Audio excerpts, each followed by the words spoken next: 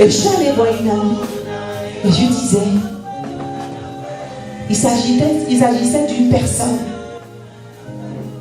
Le Seigneur avait monté dans mes questionnements. Le Seigneur m'a dit que la source, ça passait par cette personne. Amen. Mais bien aimé, je vais vous ouvrir une parenthèse. Souvent, la source passe par une personne qu'on aime beaucoup. Ça peut passer par nos enfants, par nos parents. Ça peut passer par des amis, des gens qu'on aime beaucoup.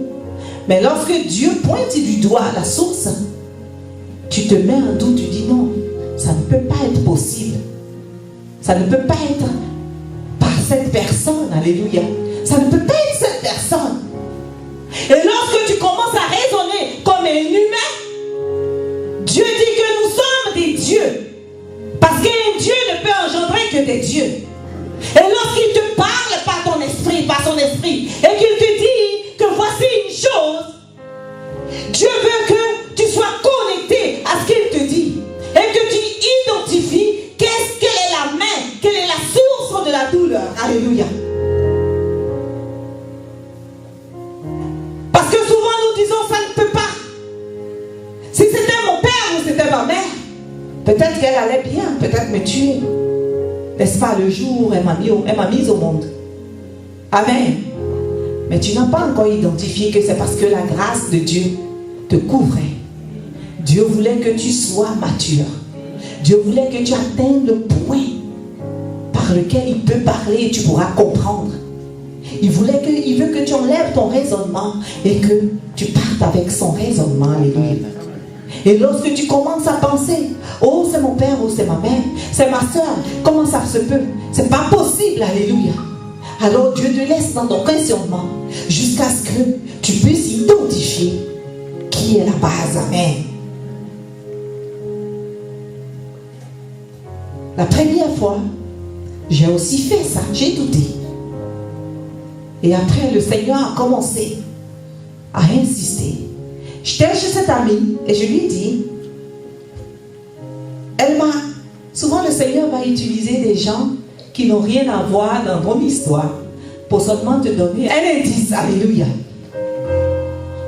Alors Dieu a utilisé cette personne qui me dit, cette personne je ne vois pas bien. Et j'avais pris la résolution dans mon cœur. J'ai dit, moi je pars. Et la Bible dit que entre la lumière et les ténèbres, il n'y a point de part. Amen. Tu ne peux pas être la lumière et être quelque part et les ténèbres rayonnent. Alléluia. Tu ne peux pas être la lumière et être à l'église et les ténèbres rayonnent, triomphent. Alléluia. Tu ne peux pas être dans une maison quelque part et le sorcier triomphe. Alléluia. Entre toi et le sorcier, c'est le sorcier qui doit fuir parce que tu es supposé être la lumière et tu es la lumière. Et quand la lumière en toi, les ténèbres disparaissent. Ça, c'est tout simple. Et j'ai pris cette résolution. Je conduisais et je partais chez moi. Et je disais, entre la lumière et les ténèbres, il n'y a point de part. C'est moi la lumière. Et les ténèbres doivent disparaître. Alléluia. Dieu ne travaille jamais avec des gens qui sont faibles. Des gens qui n'ont pas de décision, qui ne sont pas courageux. Alléluia. Dieu aime les gens qui sont courageux parce que lui-même, c'est un vaillant guerrier. Dieu aime les gens. Il dit à Moïse, il dit, va. Je ferai de toi un Dieu devant le Pharaon. Amen. Ne tremble pas. Il a dit à Jérémie, ne tremble pas. Amen. Alors, je suis partie avec cette résolution. Et lorsque je suis arrivée, j'ai appelé la personne. Et je ne suis pas passé par 4 chemins. Alléluia. Bien-aimé, quand il s'agit des choses du Seigneur, tu ne dois pas être là en train de passer par des chemins tortueux. Alléluia. Affronte la chose, affronte la personne, parce que le Seigneur prend le pas au-devant de toi. Amen. Le Seigneur te précède. Amen. Si seulement cela est dans sa volonté. Alléluia. Et j'ai appelé la personne. Et je lui ai dit, écoute-moi bien. Entre la lumière et les ténèbres, il n'y a point de part. Ici, l'autorité, c'est moi. Parce que Christ me l'a conféré. Christ te l'a conféré aussi. Amen. Parce qu'il a dit, je vous ai donné le pouvoir de marcher sur les serpents et sur les scorpions. Et sur les œuvres du diable, et rien ne pourra t'atteindre. Il dit, rien ne pourra t'atteindre. J'ai dit, je suis l'autorité ici. Et en tant que l'autorité, toi, tu dois te dévoiler. Parle, dis-moi, qu'est-ce que tu as fait? Amen. Je n'avais jamais discuté avec cette personne avant. Mais ça m'a pris une détermination. Ça m'a pris une confiance aveugle par rapport au Seigneur. La Bible dit que quand je marche dans l'ombre de la vallée de la mort, je ne crains aucun mal, car sa houlette et son bâton me soutiennent. Et comme je ne suis pas seul, et que la Bible dit, l'ange de l'Éternel campe autour de ses oins pour les enlever de tout danger. Alors si l'Éternel est pour moi, de qui aurais-je peur? Qui serait contre moi? Alléluia. Et lorsque j'ai posé cette question, la personne a commencé à me dire, tu sais, tout ce qui t'est arrivé depuis longtemps, c'était nous. Alléluia. Ça prend une détermination. Le Seigneur veut des gens qui sont vaillants. Alléluia. Le Seigneur veut des gens qui n'ont pas peur. Alléluia. Parce que le monde éternel doit avoir peur de toi.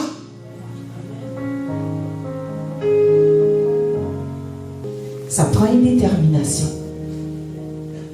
Ça prend une détermination. Quand Dieu te révèle une chose, tu ne dois pas rester là sur les si. Est-ce que, quand tu commences à être dans les est-ce que Dieu n'est plus là. Amen. Amen.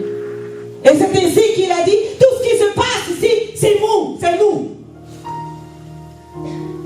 Il dit, lorsqu'il y a des histoires dans cette maison, je m'arrange pour qu'il y ait des histoires. Il faut pouvoir identifier les mains du diable dans toutes les choses, dans tout ce que tu fais, même à ton travail. Amen. Il dit, je m'arrange pour que tu t'énerves. Et lorsque tu t'énerves, il y a une grande porte ouverte. Et lorsque cette porte est ouverte, nous pouvons agir. La colère. Si tu es quelqu'un, tu es dans le Seigneur et que tu as beaucoup de colère, ce sont les 25 personnes au dessein funeste qui t'ont envahi, qui ont envahi ta vie. Alors il faut que tu pries pour sortir de la colère. Amen. Alors cette personne a continué. Il dit, on a même pris des objets personnels te concernant. Mais lorsque nous sommes partis et que nous avons mis dans ce vase satanique, nous avons vu le feu descendre et consumer et tes effets et ce vase. Alléluia. Et cette personne allait encore plus loin. Cette personne me disait, tu vois, il est arrivé un jour où pendant la nuit nous sommes venus. Et lorsque nous sommes venus, nous avons vu des géants dans ta cour, dans ta maison. Et lorsque ces personnes étaient là, ils avaient comme les yeux en feu. Et lorsque nous sommes rentrés, ils nous ont dit, hé, Ici, c'est une zone interdite. Où allez-vous? Où partez-vous? Alléluia. Parce que je crois que la parole de Dieu est esprit et vie. L'ange de l'Éternel campe autour de ses oins et les enlève de tout danger. Est-ce que tu es un oint de Dieu? Alors l'ange éternel campe autour de toi. Il dit, ce jour-là, on a vu comme un feu, un grand feu. Et ce feu était comme à ce niveau. Et de ce feu, il y avait beaucoup de petits feux. Alléluia. Amen. Et ce feu, ils ont commencé à nous poursuivre. C'était la débandade, sauf qui peut. Et il dit automatiquement, on t'a entendu, entendez dans la chambre, alléluia. Quand l'Éternel te révèle, quand il te dit que 25 personnes, selon la Bible, ont des desseins funestes pour ton peuple, il faut que tu comprendes la situation. Quelle est la situation? Quelle est la montagne? Ces personnes funestes, ce n'est pas seulement la chair et le sang, c'est des dominations. Ce sont les autorités, ce sont les puissances des ténèbres qui ont envahi ta vie parce qu'ils se disent qu'ils ont droit, parce qu'ils se disent qu'ils ont une autorité dans ta vie, parce qu'ils se disent que il y a une porte, il y a une chose qui leur appartient dans ta vie. Amen. Et qu'il doit prendre cette chose.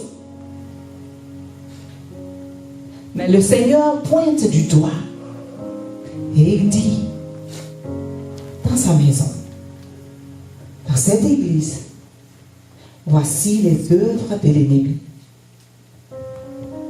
J'espère que tu as déjà vu de quoi parle le Seigneur. Quel est ce géant qui te combat? Quel est ce démon qui te combat? Alléluia.